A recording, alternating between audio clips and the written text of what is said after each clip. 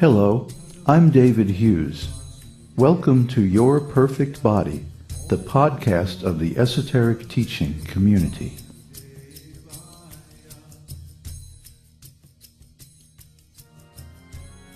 Today's selection is an essay entitled Krsna Speaks to Save His Devotee.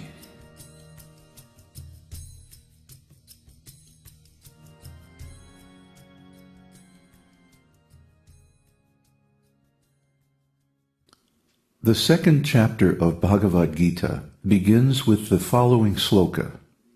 Sanjaya uvacha tang tata kripayavishtam ashru purnakulekshanam vishidantam idam vakyam uvacha madhusudanaha. Sanjaya said, seeing Arjuna full of compassion and very sorrowful, his eyes brimming with tears, Madhusudana, Krsna, spoke the following words. Bhagavad Gita 2:1. Krsna is described here as Madhusudana, the killer of the Madhu demon. Why? Arjuna was attacked by a demon of forgetting his duty, by being too much attached and afflicted by bodily relationships. So by calling the Lord by his name Madhusudana, the compiler of Bhagavad Gita, Srila Vyasadeva, invokes the aspect of the Lord who kills the demons that harass his devotees. This is also our position. In this material world, we are so much attached to bodily relationships that it is just like we are attacked by a demon or haunted by a ghost. In a beautiful Bengali poem written by the great enigmatic master teacher Jagadananda Pandit, it is said, Pisachi paile jena mati chhana hai, maya grasta jiver haya se bhava udai. When a living entity is conditioned by material nature, he is exactly like a person haunted by a ghost. Prema Vivarta 1. Maya grasta jiver hai. Maya means illusion, hallucination. So we are, in this material world, all illusioned. Illusioned means accepting something as a fact, which is not a fact. Just like in a dream, we see sometimes that we are attacked by a tiger or chased by a demon. So many illusory things. Actually, there is no tiger, no demon is chasing, but still we're crying, help, help, ah! Waking up with our heart pounding, sweating. The dream was not real, but the effect was. So our attachment for this material world is like that. It's an illusion. We're thinking that without me, everything will be spoiled. My presence is required, and so on and so forth. Just like our esteemed political leaders, each and every one of them thinks that without him, the whole situation will be spoiled.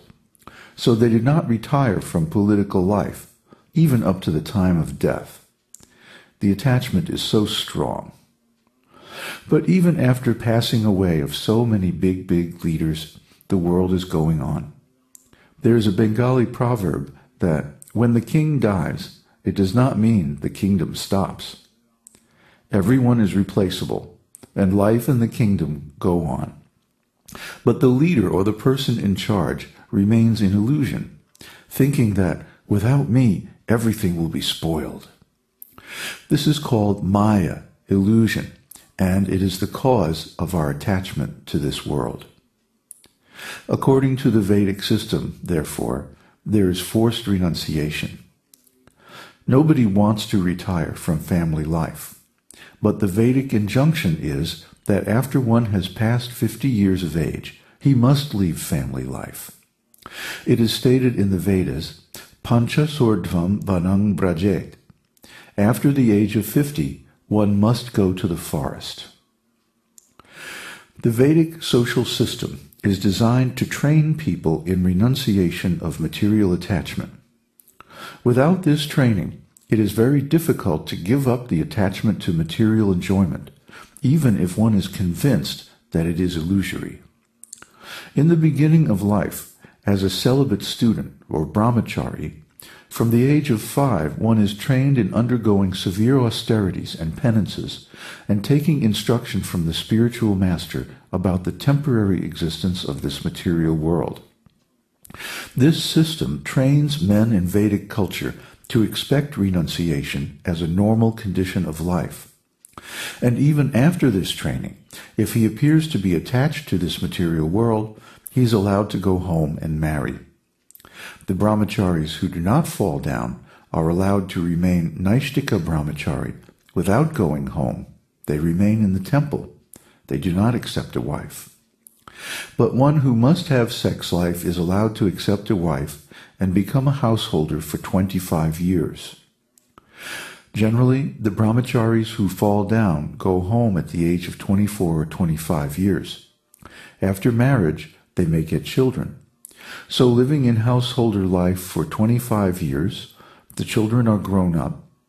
Then the husband and wife take leave of the household, and this is called vanaprastha, traveling in pilgrimages to holy places like Vrindavan, Prayag, Mayapur, and so on. That was the system. After 2 months on pilgrimage, they come back and remain home for another 2 months. Then again they go out on pilgrimage. In this way, the whole process of Vedic social life trains people how to give up attachment to family life, attachment to the world. And when one is trained up fully, he takes sannyas, the renounced order of life. Then there is no more contact with woman or household life. He remains in the ashram, where his whole energy is focused on how to attain spiritual liberation. This is our Vedic system. Why? The attachment to this material body and material world is very strong. That is stated in the esoteric teaching by Rishabdev.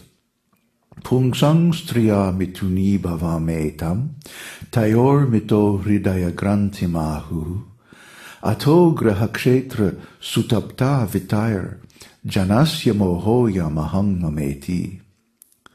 The attachment between male and female is the basic principle of material existence. On the basis of this misconception, which ties together the hearts of the male and female, one becomes attracted to his body, home, property, children, relatives, and wealth. In this way, one increases life's illusions and thinks in terms of I and mine. Srimad Bhagavatam 5.5.8. This whole material world is an attachment of male and female. Pumsa striya mituni bhavam, sex impulse, sex attachment. Tayor mito hridaya grantim ahuhu. And when they are married, when they are united, it becomes a hard knot in the heart.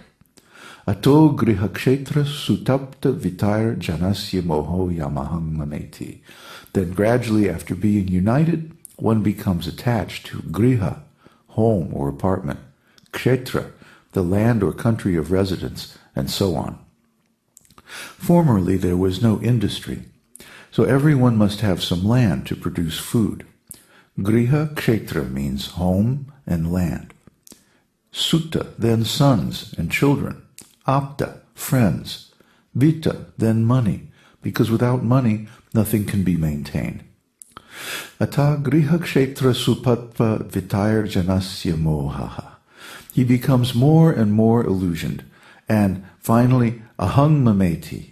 Oh, this is my country, this is my family, this is my house, my children, so on and so forth. Mama means mine, and I am this person, I am this body. This is illusion, this is Maya.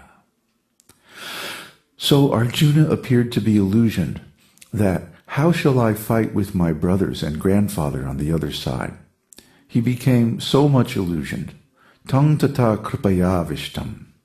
He became illusioned, but not without cause. He was very much compassionate, kripaya vishtam, toward his family members. And he was crying. Ashru puna kulekshanam. There were tears in his eyes. Vishidantam itam vakyam. And he was lamenting about this. How shall I fight? So Krishna then began to speak. Krishna saw that my friend Arjuna has become too much illusioned. He cannot do his duty. So Krishna wanted to kill the demon of illusion, and therefore he is addressed herein as Madhusudana.